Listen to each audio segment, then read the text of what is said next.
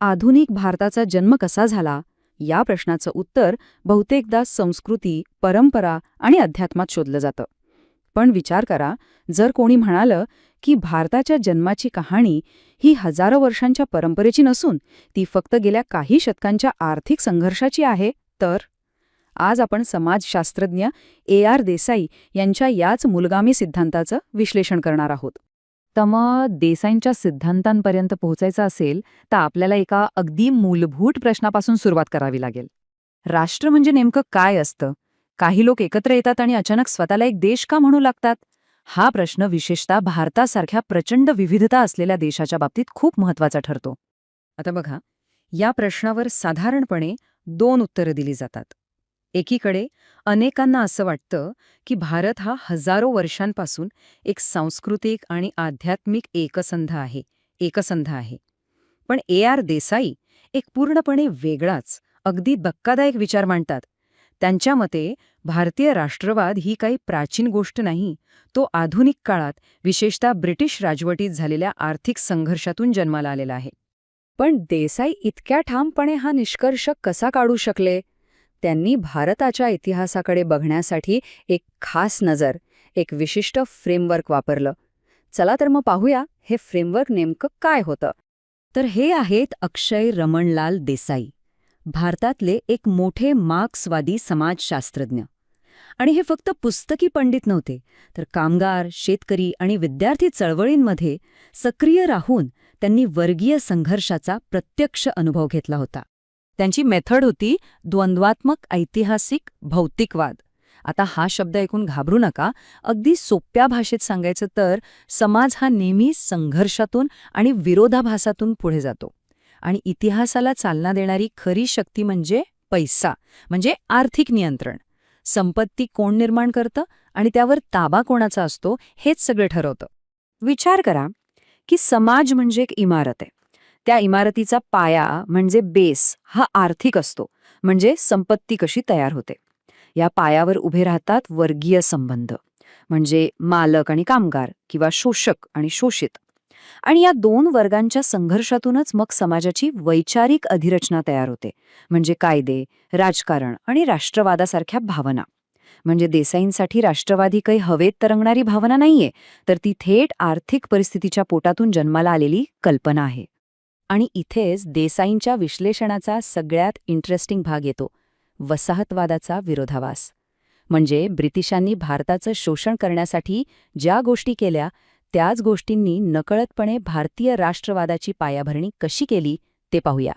स्वतः देसाईंच्या शब्दांत सांगायचं झालं तर भारतात भांडवलशाही काही नैसर्गिकरित्या नाही आली.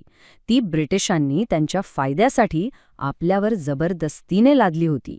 देसाईंच्या मते भारतातलं ब्रिटिश सरकार हे काही भारतीयांच्या भल्यासाठी चालत नव्हतं. नाही, त्याचा एकमेव उद्देश होता ब्रिटिश कंपन्यांच्या नफ्याचं, त्यांच्या व्यावसायिक हितांचं रक्षण करणं. जणू काही ती ब्रिटी भांडवलदारांची एक मॅनेजमेंट कमिटीच होती. एक साधं उदाहरण घेऊया रेल्वेचं. ब्रिटिशांनी भारतात रेल्वे का आणली? फिरायला? नाही. त्यांचा उद्देश अगदी स्पष्ट होता, आपलं सैन्य देशाच्या कोणत्याही कोपऱ्यात वेगाने पोहोचवण्यासाठी आणि देशातला कच्चा माल बंदरांपर्यंत खेचून नेऊन नफा कमवण्यासाठी. पण गंमत बघा, इथेच इतिहासाचा एक विलक्षण ट्विस्ट आहे. ज्या रेल्वेचा उद्देश शोषण होता, त्याच रेल्वेने अनपेक्षितपणे एक वेगळंच काम केलं. तिने देशाला जोडलं. वेगवेगळ्या प्रांतातले लोक एकमेकांच्या संपर्कात आले, त्यांच्यात संवाद वाढला आणि त्यांना पहिल्यांदाच हे जाणवलं की त्यांचं आर्थिक नशीब, त्यांचं शोषण हे एकसारखंच आहे आणि ते एकमेकांशी जोडलेलं आहे. हाच तो अनपेक्षित परिणाम होता ज्याने राष्ट्रवादाची बीजं पेरली. तर मग ही जी एक नवी आर्थिक व्यवस्था तयार झाली, हे जे सगळ्यांच्या वाट्याला आलेलं शोषण होतं, याने लोकांना एकत्र कसं आणलं? स्वातंत्र्य चळवळीचं इंजिन नक्की कोण चालवत होतं? देसाई म्हणतात की स्वातंत्र्य चळवळ म्हणजे काही एकसंध गट नव्हता.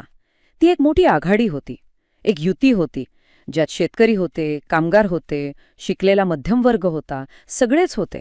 पण, आणि हा पण खूप महत्वाचा आहे, या युतीचं स्टिअरिंग व्हील कोणाच्या हातात होतं?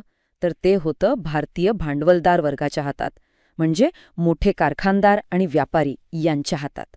या आघाडीत प्रत्येकजण सामील झाला होता, पण प्रत्येकाची कारणं, प्रत्येकाची दुःख वेगळी होती. भारतीय भांडवलदारांना ब्रिटिश कंपन्यांशी स्पर्धेत सरकारी संरक्षण हवं होतं. शिकलेल्या मध्यमवर्गाला चांगल्या नोकऱ्या आणि प्रशासनात पदं मिळत नव्हती. शेतकरी तर सारा आणि कर्जाच्या ओझ्याखाली चिरडला गेला होता आणि कामगारांचं तर थेट आर्थिक शोषणच होत होतं. शत्रू एकच होता, ब्रिटिश राजवट, पण प्रत्येकाची लढाई त्याच्या स्वतःच्या आर्थिक हिताशी जोडलेली होती. ठीक आहे. मग या सगळ्या सिद्धांतांचं आज काय करायचं?